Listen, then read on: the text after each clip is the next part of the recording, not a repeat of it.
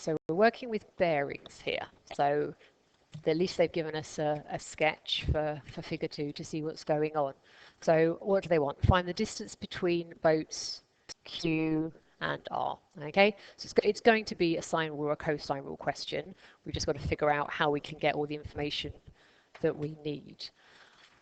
So they've labelled the two lengths on that they mentioned, but they haven't labelled any of the angles. So let's have a think about that. So boat Q is 7 kilometres from boat P on a bearing of 327. So that's going to be measured from due north at P. So if that angle there is 327, which means just that angle there is obviously going to be 360 minus that, so 33. Okay, so I know that. Is there anything else I can figure out? So it also tells me that boat R is on a bearing of 41 degrees.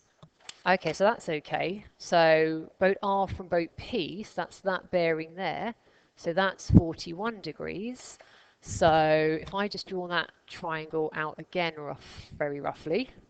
Okay, so that's 7, that's 15, that's R, that's P, and that's Q. So this angle here, so that angle there is just going to be 33 plus 41. So that's going to be 74 degrees. Okay, they want the distance between Q and R, so that there, so that's going to be cosine rule. So x squared is 7 squared plus 15 squared minus 2 times 7 times 15 times cos 74. So x squared, if I sub all of that carefully into my calculator, I get x squared is 216.1.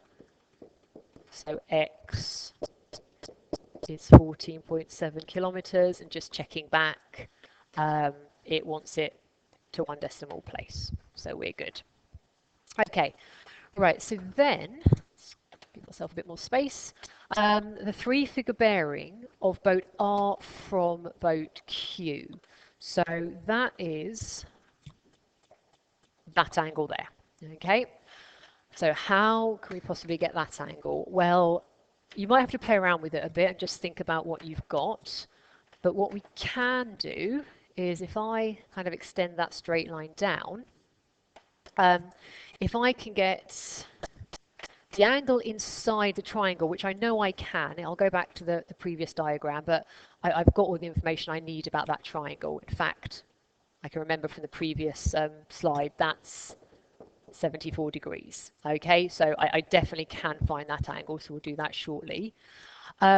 So if I can find this angle, I'm obviously going to be able to take those two away from 180 and get the angle I need. Okay, well, so first of all, let's get that interior angle of the triangle.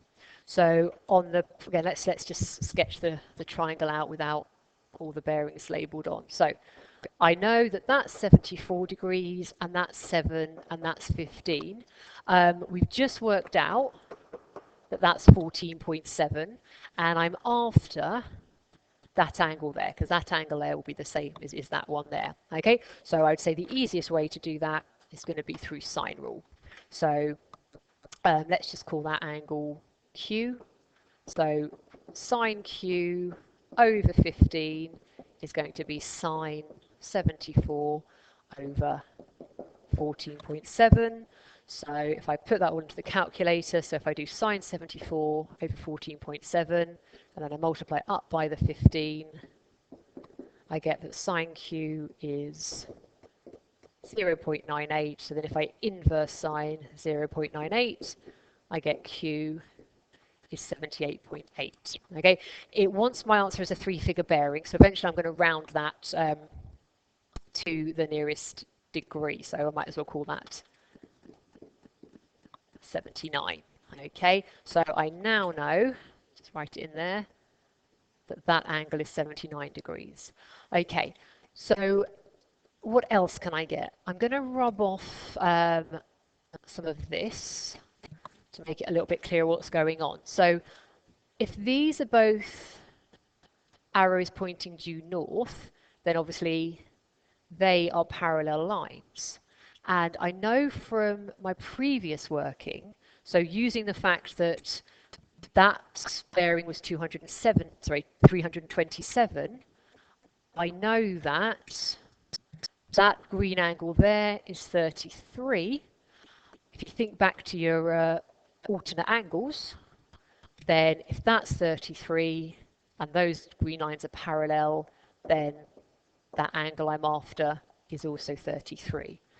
Okay, so the tricky bit is looking at the diagram and identifying the information you've got, because now I can say, right, so I've got, so if that's Q, I've got the 79-degree angle inside the triangle, I've got that that's 33, so I can now say that that angle is 180 minus 79 minus 33, so 68 degrees. So as a three-figure bearing, I mean, even if it had just said bearing, that would imply three figures. It's 068.